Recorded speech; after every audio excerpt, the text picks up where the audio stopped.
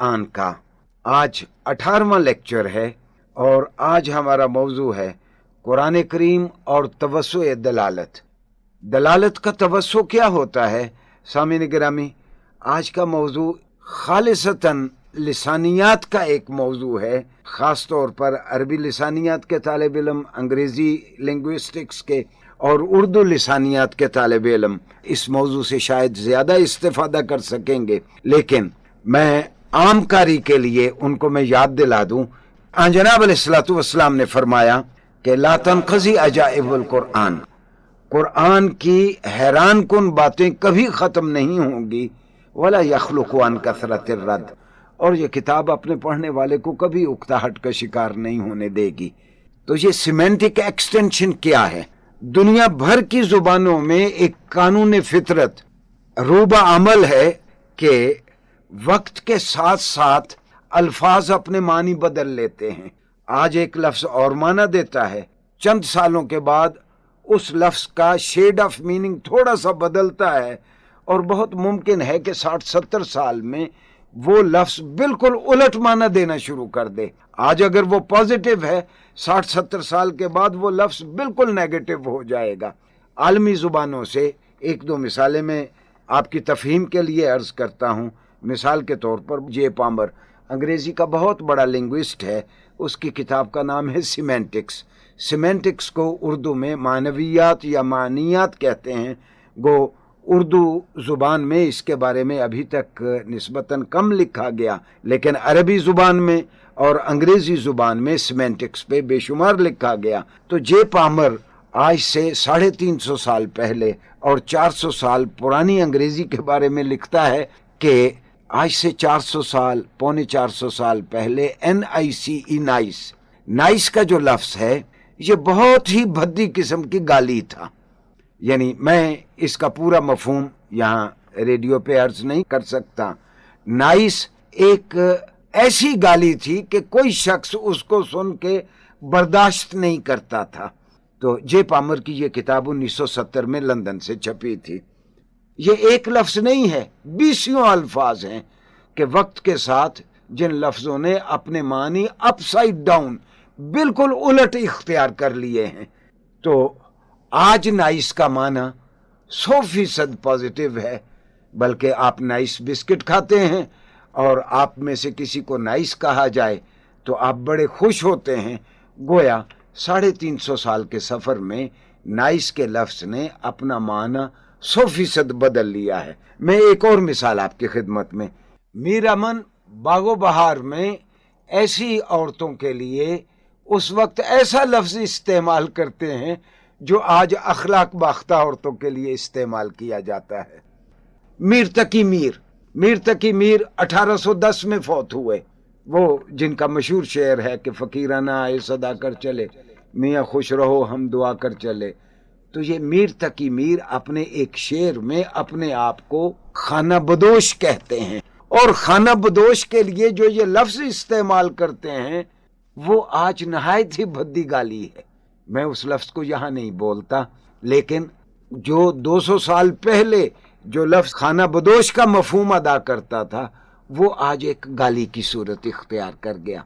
एक बहुत ही आसान मिसाल, आप उर्दू की बड़ी बड़ी डिक्शनरियों में से लुगात किशोरी है, नूरुल लुगात है, फरहंग आसफिया है, उसमें लफ्ज़ बुद्धू देखें।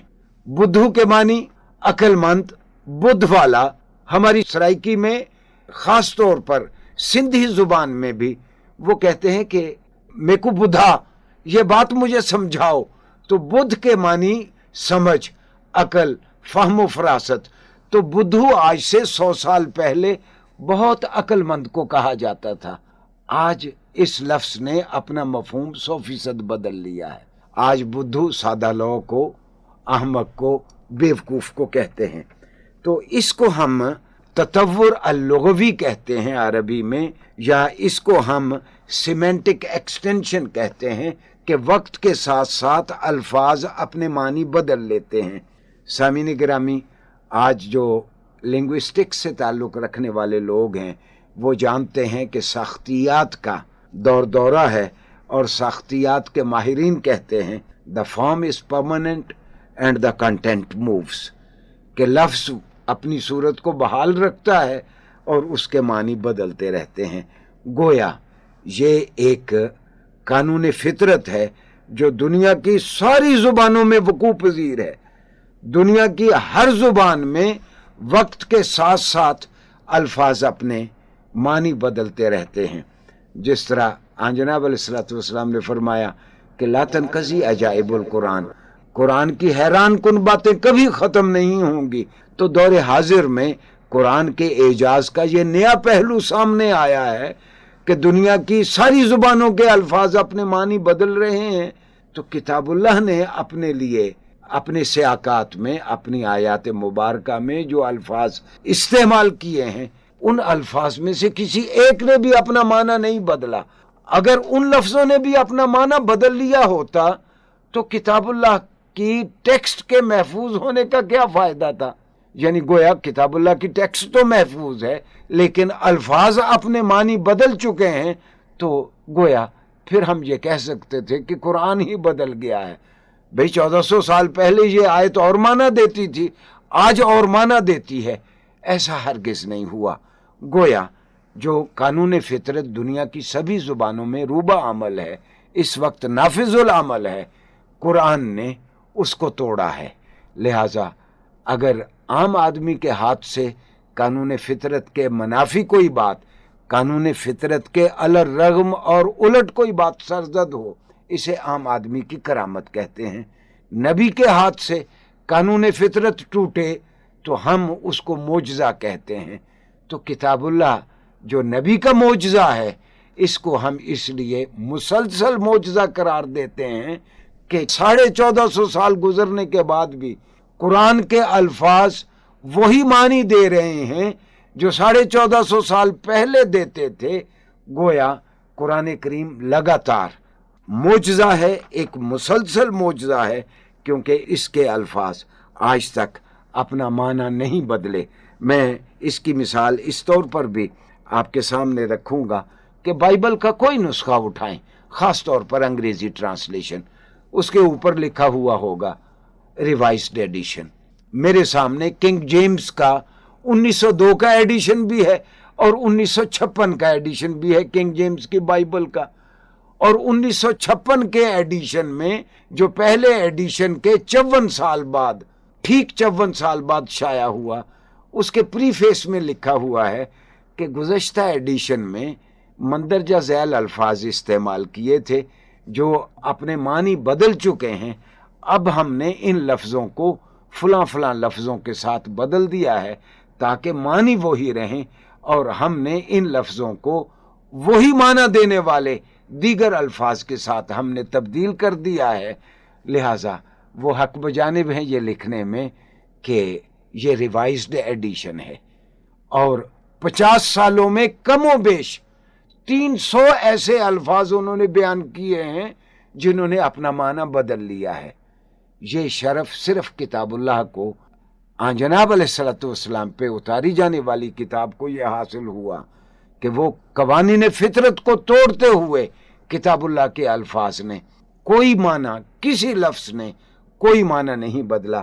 جو معنی جناب علیہ السلام کے زمانے میں ان الفاظ سے لیے جاتے تھے، آج تک وہی معنی ہم لے رہے ہیں. سامعین گرامی، چونکہ آج کا موضوع تھوڑا سا دقیق ہے، ایک اور چیز کی جانب میں اشارہ کر دوں کہ جسے آپ پوسٹ ماڈرن موومنٹس کہتے ہیں، اردو میں اسے مابعد الجدید تحریکات کہتے ہیں. یہ مابعد الجدید لسانی تحریکات جو ہیں، ان کو ہم پوسٹ ماڈرن موومنٹس میں یہ امیجز کی بحث ہے اور شعور کی رو یعنی اسٹریم آف کانشسنس کی بحث ہے. یہ لسانیات کے ماہر آج قرآن کو ان لسانی پہلوؤں سے بھی دیکھیں تو ان کو اندازہ ہوگا کہ قرآن کریم تو آج سے 1450 سال پہلے یہ اسٹریم آف کانشسنس لگاتار آپ کو قرآن کے سیاقات میں نظر آتا ہے. 20 جگہ پہ آپ کو فلیش بیک کی مثالیں ملیں گی، اور جو امیجز قرآن نے بیان کیے ہیں اس سے بہتر امیجز کوئی اور ادبی کتاب بیان نہیں کر سکی. اور ہم مسلمان سمجھتے ہیں قرآن کا ایک ہی ایڈیشن ہے اور وہ محمدی ایڈیشن ہے، اور وہ قیامت تک یہی ایک ایڈیشن قرآن کا رہے گا، اس کا کبھی کوئی نیا ایڈیشن لانے کی ضرورت نہیں ہوگی۔ ہاں، ایک اور چیز کی جانب اشارہ یہاں خالی از فائدہ نہیں ہوگا کہ مستشرقین نے ہمیشہ کوشش کی۔ کچھ مستشرق آ کے مصر میں بیٹھ گئے، کچھ لیبیا میں، کچھ مراکش میں، کچھ سعودیہ میں، کچھ یمن میں۔ مثلا ہیوڈ، لندن کا school of oriental and African studies کا بہت بڑا پروفیسر، جس کی بڑی مشہور کتاب ہے عربک لیکزیکوگرافی، عربی لغت نویسی، اس کی کتاب ہے، لندن سے شائع ہوئی۔ 18 سال یمن میں بیٹھا رہا اور یمن کے لوگوں کو باور کرواتا رہا کہ تمہاری زبان سب سے، تمہارا کولوکیل ڈائلیکٹ، تمہارا لہجہ سب سے اچھا ہے۔ مستشرقین کی کوشش یہ رہی کہ عربی زبان کو مختلف حصوں میں بانٹ دیں تاکہ مصریوں کی الگ زبان ہو جائے، سعودیوں کی الگ ہو جائے، مراکش والوں کی الگ ہو جائے، جس کو ہم مغرب بھی کہتے ہیں کہ یہ شمالی افریقہ اور مغربی افریقہ کی زبانیں الگ ہو جائیں، اور شرق اوسط میں، مشرق وسطیٰ میں عربوں کی زبان مختلف ہو جائے۔ اس سے انکار نہیں کہ ان کے کولوکیل ڈائلیکٹس میں، ان کے مقامی لہجوں میں کہیں کہیں اختلاف ملتا ہے، لیکن جب وہ لکھتے ہیں تو ان کی عربی قرآن سے مستعار لی ہوئی عربی ہے، ان کے اسالیب قرآن سے لیے گئے ہیں، ان کی گرامر قرآن سے لی گئی ہے۔ میں نے اس سے پہلے بھی عرض کیا تھا کہ چھوٹی بڑی 22 عرب ریاستیں ہیں، 22 کی 22 عرب ریاستوں میں ایک ہی زبان ہے عربی، اور وہ کتاب اللہ سے مستعار لی گئی ہے، اور جب تک قرآن ہے یہ ایک ہی عربی رہے گی۔ اسی لیے عربی میں کہتے ہیں کہ لولا القرآن لما کانت العربیہ، اگر قرآن نہ ہوتا تو آج عربی بھی نہ ہوتی۔ میں ایک بار پھر اپنے سامعین کو یاد دلا دوں کہ کسی زمانے میں لاطینی زبان کا بڑا غلغلہ تھا، کسی زمانے میں سنسکرت بڑی مشہور تھی، کسی زمانے میں پہلوی زبان کا بڑا رواج تھا، کسی زمانے میں گریک اور آفیشل گریک کا بڑا رواج تھا۔ یہ ساری زبانیں اپنی موت مر گئیں، اس لیے مر گئیں کہ ان زبانوں کو قرآن جیسی کوئی کتاب نہیں ملی۔ عربی کے نصیب میں لکھ دیا گیا ہے کہ عربی ہمیشہ قرآن کے جلوں میں چلتی رہے گی، اور جب تک اللہ خود اس دھرتی کا وارث نہیں ہو جاتا اس وقت تک عربی قرآن کے سبب اسی طرح زندہ اور پائندہ رہے گی۔ والسلام علیکم ورحمۃ اللہ وبرکاتہ۔